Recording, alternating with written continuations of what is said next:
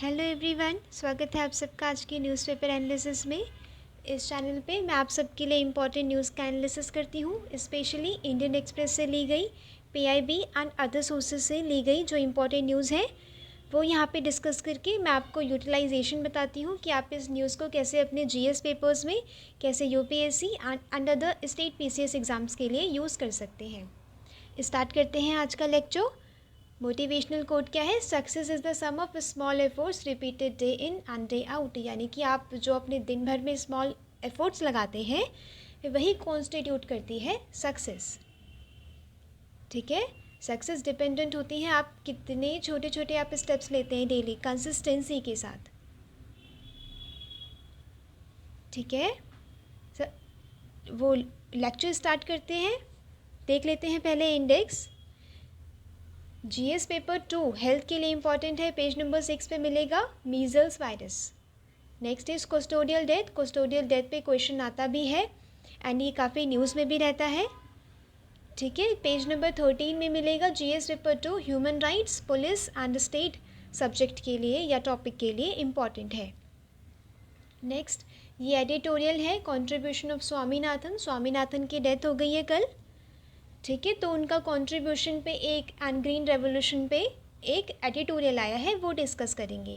मिलेगा page number 14 में। Parliament to work place, जो अभी रिसेंटली 33% वाला बिल पास हुआ है, उस पर बात करेंगे कि वुमेन एम्पावरमेंट पे, वुमेन रिप्रेजेंटेशन इन पार्लियामेंट में कैसे ये हेल्प कर सकता है, फीमेल लेबर फोर्स पार्टिसिपेशन को इंक्रीज़ करने में कैसे हेल्प कर सकता है।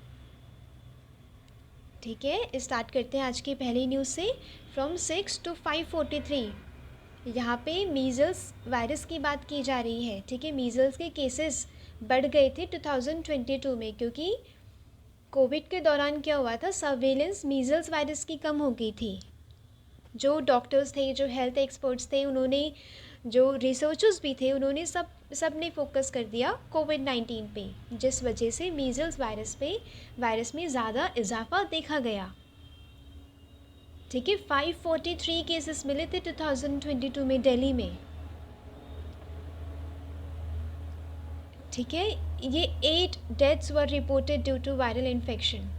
ये बताता है कि अगर हम सर्वेलेंस नहीं रखेंगे, मॉनिटर नहीं करेंगे वायरस को, तो ये दिक्कत क्रिएट करेगा, स्पेशली बच्चों के लिए।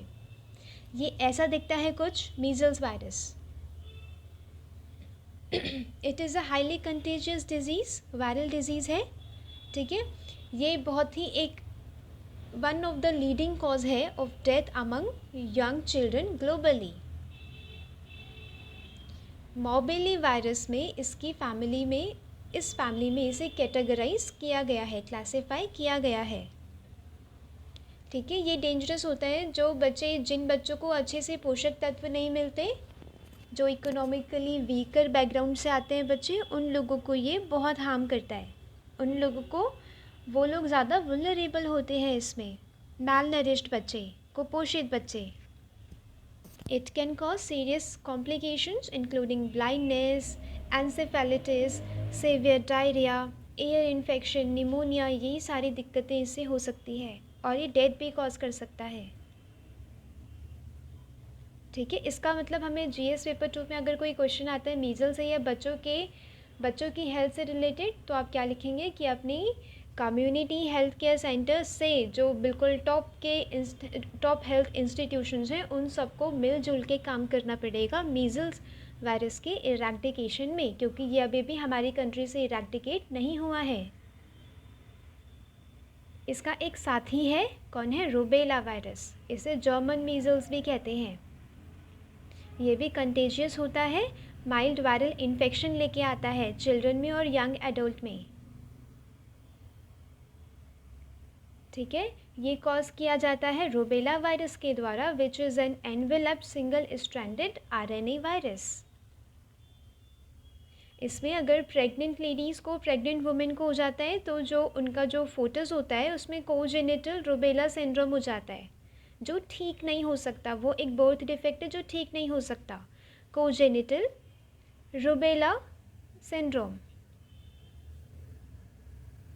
ये मीज़ल्स की तरह सेम तो नहीं है, बट सिम्टम्स सेम होते हैं, जैसे कि रेड कलर के रैशेस। ठीक है, रूबेला उतना सीवियर नहीं होता मीज़ल्स की तरह। ठीक है, प्रेग्नेंट लेडीज़ में हो तो ये सीवियर एक ऑर्गन पे दिक्कत कर सकता है, वरना उतना ये सीवियर नहीं होता, उतना हानिकारक, उतना ख़तरनाक नहीं होता एज़ कम्पेयर टू मीज़ल्स। अब global south and Indian scenario हम देख लेते हैं मीज़ल्स एंड रूबेला का। Measles virus is one of the world's most contagious human virus. 1 lakh से ज़्यादा चिल्ड्रन मरते हैं इसके चक्कर में globally. Rubella is a leading vaccine preventable cause of birth defect. World Health Organization ने कहा है कि रूबेला को वैक्सीन के थ्रू हम प्रिवेंट कर सकते हैं। ठीक है, over the past 2 decades the measles vaccine is estimated to have averted more than 30 million deaths globally. इसके लिए मिशन इंद्रधनुष भी लॉन्च किया गया था इंडिया के द्वारा। इंडिया ने क्या किया, मिशन इंद्रधनुष एक होलिस्टिक डेवलपमेंट वाला प्रोग्राम है कि इसमें प्रेग्नेंट लेडीज़, बच्चों को 2 साल तक के अंदर के बच्चों को, 5 साल तक के अंदर के बच्चों को क्या मिलेगा, वैक्सीन मिलेगी, उनका इम्यूनाइजेशन किया जाएगा, जो बहुत इम्पॉर्टेंट है उनकी डेवलपमेंट के लिए। ठीक है, लॉन्च किया गया था 2014 में। वैक्सीनेटिंग प्रोग्राम को और बढ़ाना है, जो अनवैक्सीनेटेड हैं, जो अनटच्ड पॉपुलेशन है, उनका उत्थान करना है वैक्सीनेशन प्रोग्राम के थ्रू। ठीक है, ताकि हम बीमारियों को एलिमिनेट कर सकें, क्योंकि और फिर हेल्थ को बढ़ाएं, और हेल्थ एक इंडिकेटर है किस चीज़ का, ह्यूमन कैपिटल का। ठीक है, during 2017 to 21 India adopted a national strategic plan for measles and rubella elimination, but ये अभी तक एलिमिनेट नहीं हो पाया। आपने देखा कि 2022 में भी कितने सारे केसेस मिले हैं, 543 केसेस मिले हैं रूबेला के। ये बताता है कि अभी कितने सारे एफर्ट्स लगाने ज़रूरी हैं। As of December 2021, 5 countries have been verified and have sustained measles elimination: Bhutan, Korea, Maldives, Sri Lanka, Timor Leste. यानी कि भूटान अपने आसपास के जो पड़ोसी हैं, भूटान, मालदीव्स एंड श्रीलंका में ये एलिमिनेट हो गया है। अब बारी है इसे इंडिया में भी एलिमिनेट करने की। India is implementing the largest immunisation programme. ठीक है, जिसमें 2.6 करोड़ चिल्ड्रन को कवर किया जाएगा यूनिवर्सल इम्यूनाइजेशन प्रोग्राम के तहत। ये आपको बात याद रखनी है, ये सारे इम्पॉर्टेंट लाइंस हैं जो मैं बोल रही हूँ आपके जीएस पेपर 2 के लिए, हेल्थ सेक्शन के लिए। ठीक है, क्योंकि मीजल्स एंड रूबेला भी ये न्यूज़ में रहता है कभी कभार। What is Mission Indradhanush? Launch किया गया था to fully immunise more than 89 lakh children जो अनवैक्सीनेटेड हैं और जो पार्शली वैक्सीनेटेड हैं अंडर यूनिवर्सल इम्यूनाइजेशन प्रोग्राम, उन सबको फुल्ली इम्यूनाइज़ करना है। इम्यूनाइजेशन का मतलब क्या होता है कि आप बच्चों को वैक्सीन्स दे रहे हैं ताकि वो आने वाली बीमारी से वो एंटीबॉडीज़ प्रोड्यूस कर सकें और बीमारी से अच्छे से लड़ सकें। It provides vaccination against 12 vaccine preventable diseases, यानी कि जो वो डिजीज़ेज़ जो वैक्सीन से ख़त्म की जा सकती हैं, प्रिवेंट की जा सकती हैं, जैसे कि पोलियो की बूंद आपने सुना होगा और पिया भी होगा बचपन में। 5 साल तक आपको पोलियो की बूंद मिलती है। उससे क्या होता है, आपकी बॉडी में डेड और वीकेंड पोलियो वायरस भेजे जाते हैं। आपकी बॉडी एंटीबॉडीज़ बनाती है और फ्यूचर में आने वाले पोलियो वायरस से लड़ सकती है। इसीलिए हम बच्चों को इम्यूनाइज़ करते हैं। टेटनस की भी सुई लगती है बचपन में, पोलियो, ट्यूबरक्लोसिस, हेपेटाइटिस बी, ये निमोनिया हो गया। ठीक है, रोटा वायरस वैक्सीन हो गई। इन सब की यहाँ पे मीजल्स एंड रूबेला को भी इंक्लूड किया गया है।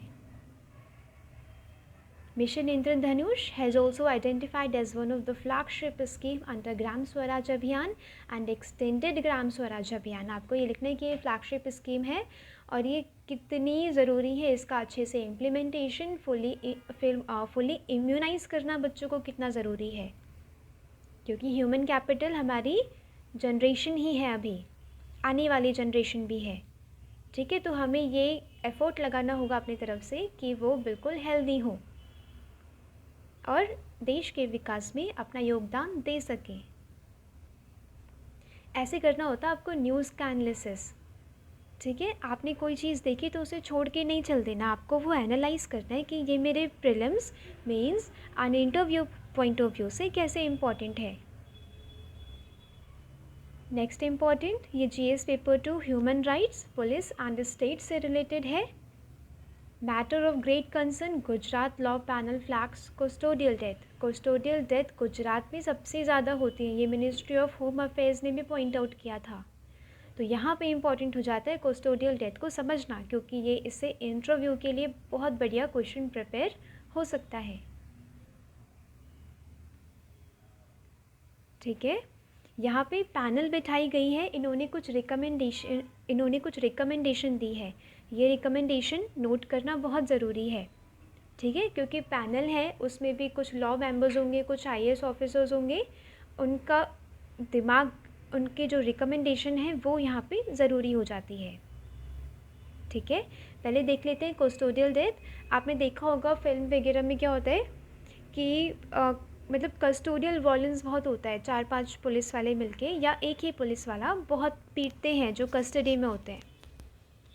ठीक है, वो अपने आप को ही माई बाप समझने लग जाते हैं, अपने आप को ही भगवान समझने लग जाते हैं और न्याय देने पे आ जाते हैं वो अपने आप ही आर्बिट्रेटली। ये क्या है, ये रूल ऑफ लॉ को यहाँ पे वायोलेट कर रहे हैं।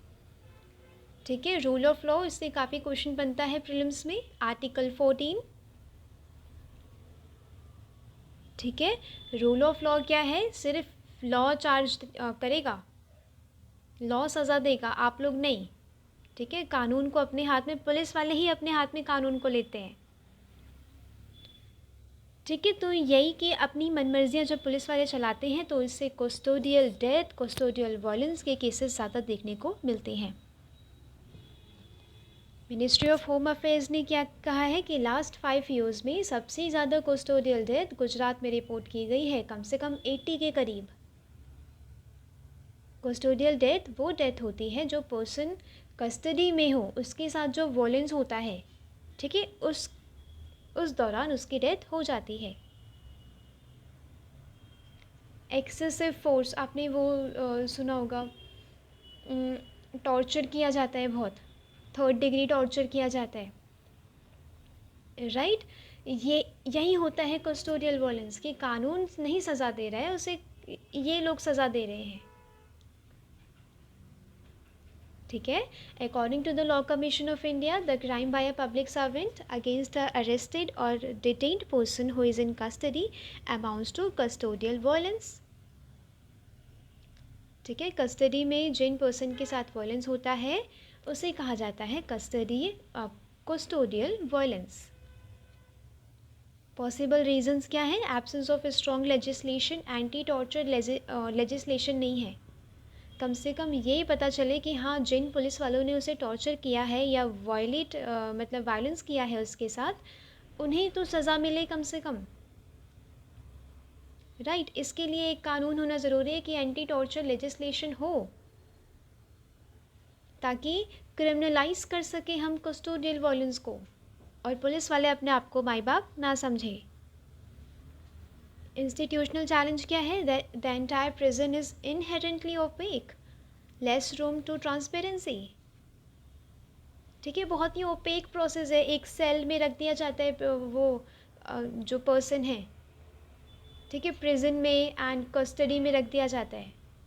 अब वो उसके साथ कितना इनह्यूमन प्रैक्टिसेस होती होंगी वहाँ पे, ये किसी को नहीं पता बाहर। India also fails in bringing the much desired prison reform.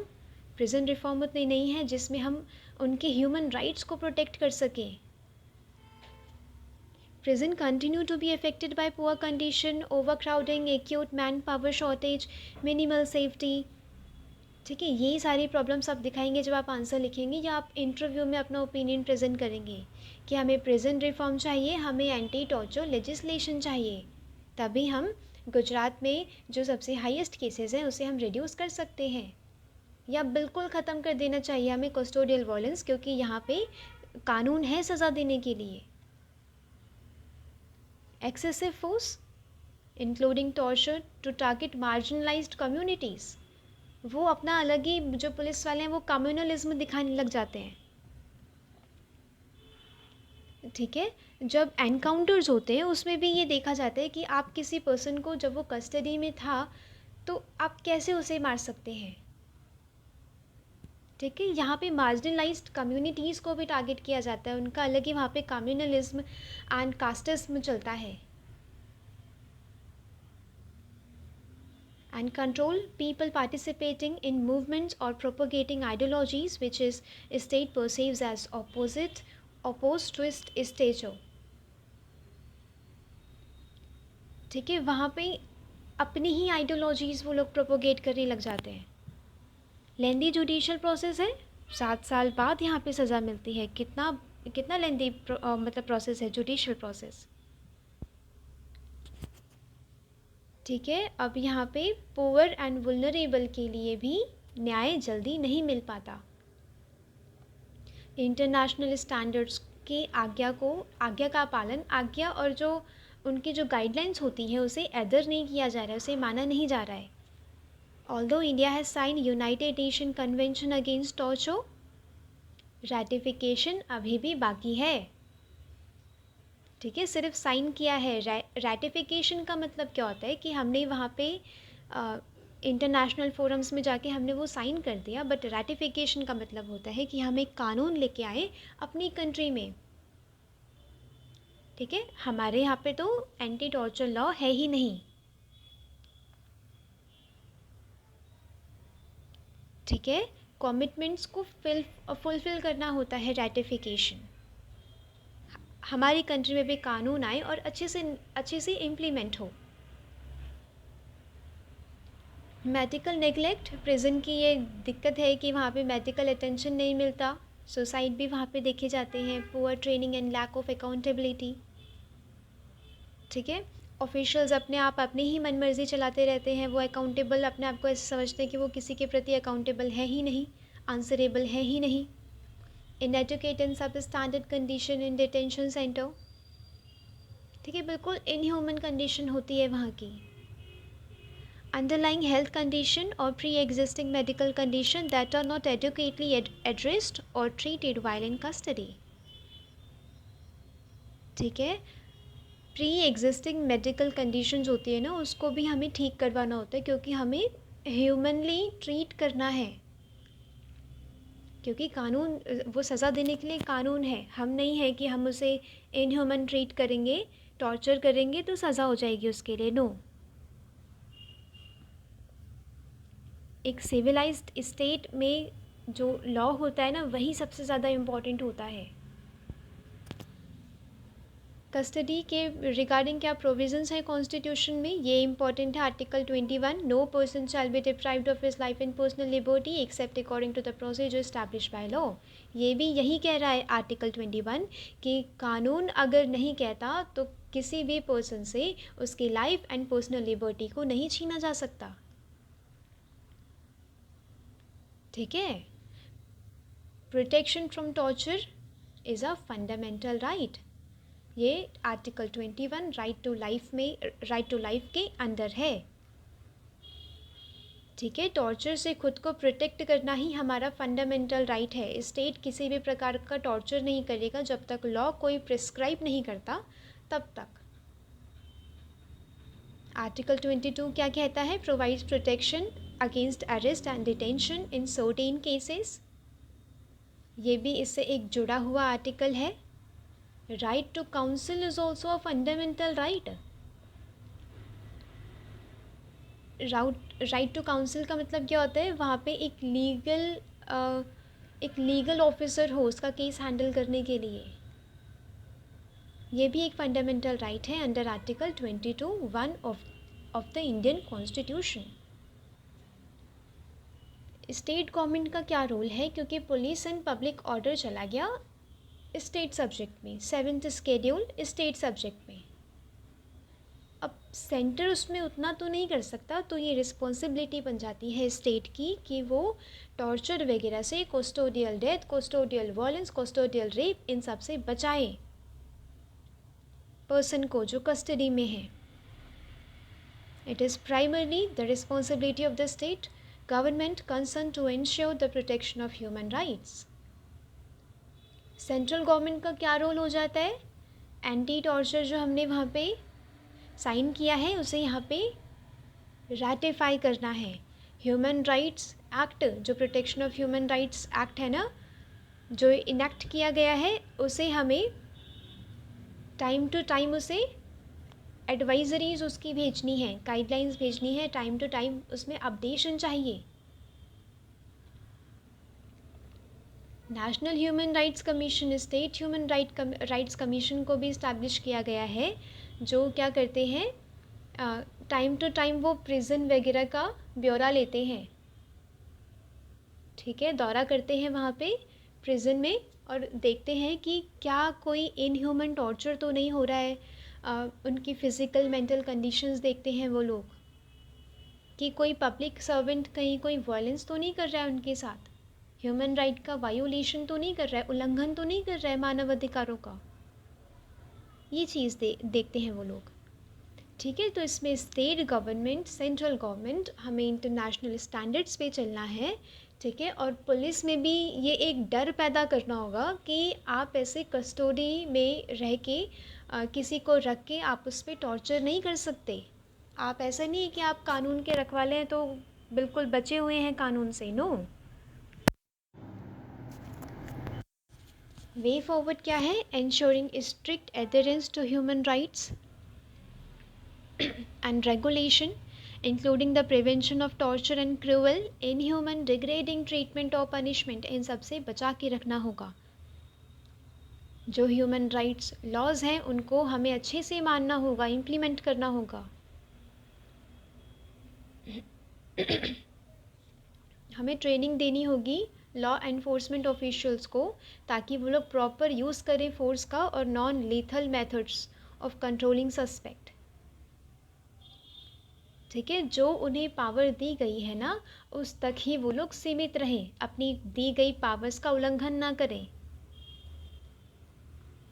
Establishing independent and impartial investigation. ठीक है, मतलब एक इम्पार्शियल हमें इन्वेस्टिगेशन वहाँ पे करवानी चाहिए, ताकि कस्टोडियल डेथ का कॉज फाइंड आउट किया जा सके, और जो इसमें पार्टीज़ हैं उन्हें रिस्पॉन्सिबल, उन्हें अकाउंटेबल हेल्ड किया जा सके, उन्हें उत्तरदायी बनाया जाए. ठीक है, वो लोग आंसर करें जिन्होंने डेथ दी है उस पर्सन को. यहाँ पे पैनल ने कुछ रिकमेंड भी किया है जो आप सबके लिए नोट करना इम्पॉर्टेंट है. क्या रिकमेंडेशन दिया है? Sensitise the police to function within the constitutional framework. आपको लॉ के अंदर काम करना है, ये हमें सेंसिटाइज करना है पुलिस को कि आपको उसके आगे नहीं बढ़ना है. ट्रांसपेरेंसी प्रमोट हमें करनी है. सीसीटीवी कैमरास, हमें video audio enabled CCTV cameras हमें लगाने होंगे पुलिस स्टेशन में एंड जेल्स में, प्रिजन्स में. स्ट्रिक्ट एक्शन हमें लेना है against personnels who misuse their official position. Regular health checkup होना चाहिए प्रिजनर्स का. ठीक है, मेडिकल होना चाहिए, कि ताकि मेडिकल चेकअप होना चाहिए ताकि ये पता लगाया जा सके कि बीते दिनों उनके साथ कुछ हुआ तो नहीं. उनकी फिज़िकल एंड मेंटल कंडीशन को ध्यान देना चाहिए. ठीक है, एविडेंस हमें कलेक्ट करना चाहिए उनके खिलाफ जो ये सब काम करते हैं, उन पुलिस के खिलाफ. To have proper control on the law enforcement agency for prevention of unwanted instances of custodial death was submitted to the state legislative and parliamentary affairs department. ठीक है, सजेशंस को हमें सबमिट करना है. वो सजेशंस को लेंगे और उसके अकॉर्डिंग एक गाइडलाइन या रूल्स या फिर लॉ प्रिपेयर करेंगे और एंटी टॉर्चर लॉ को बनाया जाएगा. ऐसे करना है. ठीक है, तो ऐसे पढ़ते हैं न्यूज़. न्यूज़ लिया, उसका डिटेल एनालिसिस, ताकि वो आपका एक फुल्ली तरीके से वो वाला टॉपिक कंप्लीट हो सके। नेक्स्ट इम्पॉर्टेंट भी है, और ये आपके जीएस पेपर 4 के लिए भी इम्पॉर्टेंट है, 3 के लिए तो है ही, agriculture and science, green revolution की बात यहाँ पे की गई है। और ये जीएस पेपर 4 के लिए भी इम्पॉर्टेंट है कि स्वामीनाथन ने कैसे अपनी वैल्यूज़ यहाँ पे शो करी हैं। ठीक है, उन्होंने कैसे देखा कि गरीबी अगर बढ़ती चली जाएगी तो ये इनह्यूमन होगा, उन्होंने ह्यूमैनिटी को बढ़ाया, राइट। ये आप सब वैल्यूज़ उसमें लिखेंगे जीएस पेपर 4 में भी। एमएस स्वामीनाथन, इन्हें नॉर्मन बोरलॉग कहा जाता है ग्रीन रेवोल्यूशन का इंडिया में। ठीक है, जब इन 1960s के दौरान जब हम बैक टू बैक सूखा पड़ रहा था हमारे देश में, तब इन्होंने काफ़ी कंट्रीब्यूट किया। लाखों की जनसंख्या मर जाती अगर ग्रीन रेवोल्यूशन ना आया होता, क्योंकि हमारी क्या थी, शिप टू माउथ इकोनॉमी थी। शिप टू माउथ मतलब हम ज़्यादातर चीज़ें हम इंपोर्ट करते थे। 10 मिलियन टन्स हम यूएस से इंपोर्ट करते थे PL 480 स्कीम के तहत। और इंडिया के पास कोई फॉरेन एक्सचेंज भी नहीं था उसे पे करने के लिए। आप देख सकते हैं कि उस टाइम पे कितनी गरीबी थी 1960s के दौरान, जब कुछ खाने को नहीं था इंडिया पे, सिर्फ इंपोर्ट करता था, वो भी कुछ ही लोगों को जा पाता था। लाल बहादुर शास्त्री ने क्या कहा था उस टाइम पे कि आपको एक हफ्ते में एक मील आपको स्किप कर देना है, ऐसा कुछ कोशिश करिए। ठीक है, it was at the time the Swaminathan, उन्होंने बहुत ही एक कठिन परिश्रम किया पॉलिटिकल लीडरशिप को कन्विंस करने के लिए, और 18,000 टन्स ऑफ सीड, बीज मंगवाए हाई यील्डिंग डफ व्हीट वेराइटीज़ के। कहाँ से? मैक्सिको से मंगवाया। नाम क्या क्या था? लेरमा, रोजो, सोनोरा 64। ठीक है, तो उस समय स्वामीनाथन का क्या कंट्रीब्यूशन रहा है ना, उनकी मृत्यु पे, उनके निधन हो जाने पे हमें वो चीज़ें याद करनी चाहिए और स्वामीनाथन को एक भावपूर्ण श्रद्धांजलि देनी चाहिए।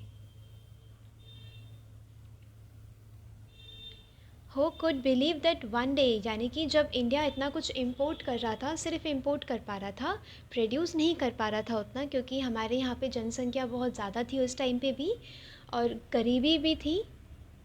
ठीक है, हमारे पास फॉरेन एक्सचेंज नहीं थे, तो उस टाइम पे ये किसको विश्वास, किसी ने ऐसा सोचा होगा कि इंडिया इतने सारे वीट वगैरह को एक्सपोर्ट करेगा, किसी दिन एक लीडिंग एक्सपोर्टर बन जाएगा। 40% ऑफ वीट हमारी तरफ से जाता है वर्ल्ड को।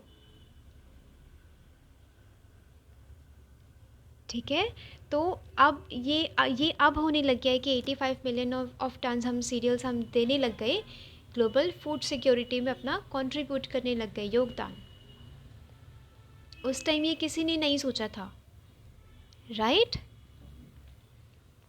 इन्होंने फिर बोरलॉग ने क्या किया, एक इंस्टीट्यूशन बनाया, वर्ल्ड फूड प्राइज़, और ये फूड प्राइज़ दिया गया स्वामीनाथन को। ठीक है, MS स्वामीनाथन ये फर्स्ट रिसिपेंट थे वर्ल्ड फूड प्राइज़ के। ये वो हीरो थे जिन्होंने साइंस एंड ह्यूमैनिटी को पास लेके आए। ये आप ऐसे में भी यूज़ कर सकते हैं, अगर साइंस एंड ह्यूमैनिटी पे कोई क्वेश्चन आता है ना, तो आप एक डायमेंशन दिखाएंगे कि एग्रीकल्चर में कैसे स्वामीनाथन ने कंट्रीब्यूट किया। ठीक है, his effort to improve productivity and profitability in agriculture went beyond technology. ये सब आपको रखना है ध्यान में, ताकि आप लिखें अपने GS पेपर 3 साइंस में।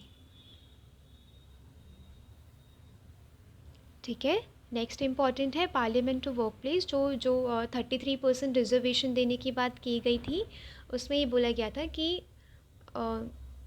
स्टेट लेजिस्लेचर्स और पार्लियामेंट में वुमेन का पार्टिसिपेशन होगा। ठीक है, 22% ऐसे मिलेगा। ठीक है, 22% टू स्टेट लेजिस्लेचर।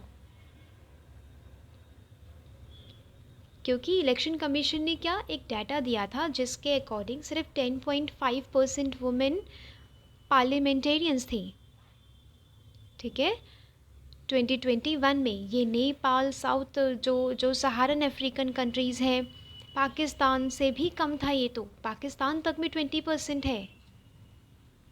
हमारे यहाँ लेबर फोर्स पार्टिसिपेशन भी बहुत कम है, ठीक है, 25% है ओनली, और ग्लोबल एवरेज कितना है, 50%।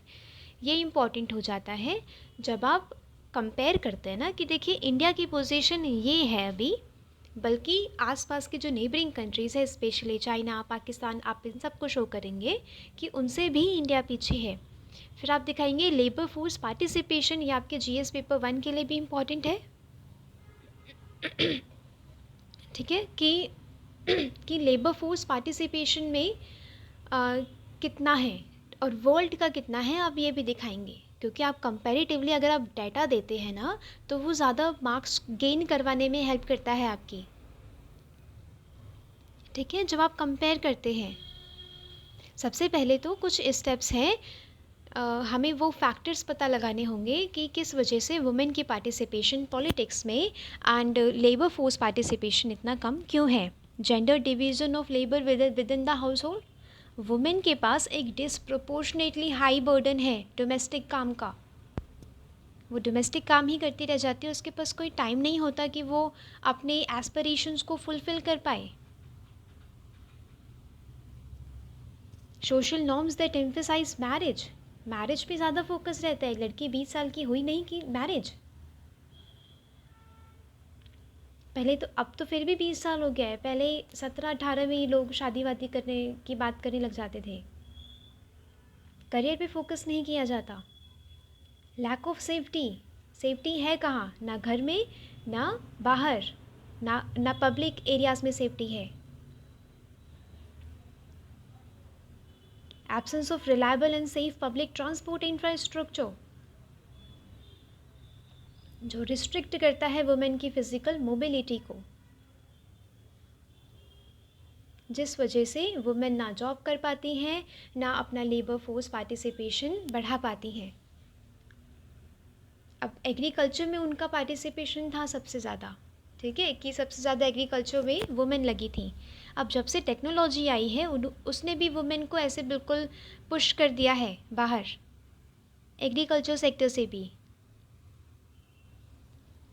ठीक है। तो ये बिल्कुल ये स्थिति मतलब दिखाती है कि रिज़र्वेशन की ज़रूरत कितनी है वुमेन को। पॉलिटिकल रिज़र्वेशन से क्या होगा, उनका वो अपना पॉलिटिकल एंड एडमिनिस्ट्रेटिव करियर देख पाएंगी, ठीक है, क्योंकि ग्राम जो सरपंच हैं वुमेन, उन्होंने सैनिटेशन, शिक्षा को, आंगनवाड़ीज़, इन सब को ध्यान में रखा है, इन सब के लिए पॉलिसीज़ उन्होंने बनाई हैं।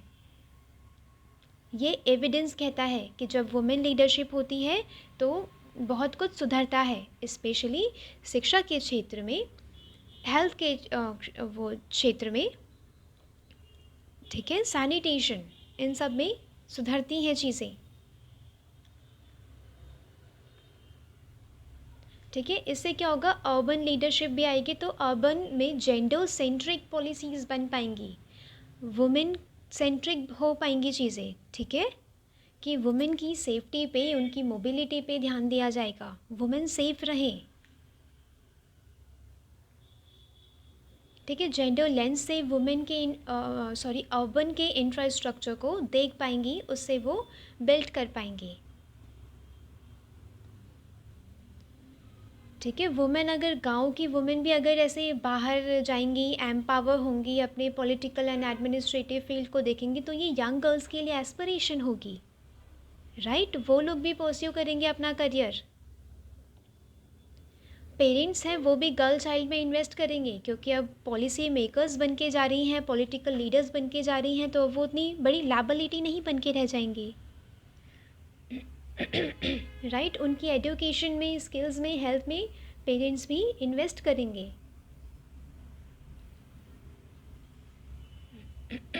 सॉरी। तो आज के लिए न्यूज़पेपर में था बस इतना ही। आपको ऐसे ही पढ़ना होता है न्यूज़पेपर। न्यूज़ निकाली, उसमें से अपने लिए इम्पॉर्टेंट चीज़ें आपको एक्सट्रैक्ट करनी होती है prelims, mains and interview point of view से। आप अपने स्टेट पीसीएस में भी आप जो एग्ज़ाम्स देते होंगे उसमें कैसे यूज़ किया जा सकता है ये भी ध्यान रखना है। वन लाइनर करंट अफेयर जो प्रीलिम्स के लिए इम्पॉर्टेंट होता है वो भी ध्यान रखना है। ऐसे करते हैं डेली का करंट अफेयर। ठीक है, इस वाले लेक्चर की पीडीएफ मैं दे दूँगी टेलीग्राम चैनल पे, लिंक मैं डिस्क्रिप्शन बॉक्स में डाल दूँगी, वहाँ से देख लीजिएगा, ज्वाइन कर लीजिएगा चैनल। तो मिलते हैं कल। Thanks for watching, thank you so much.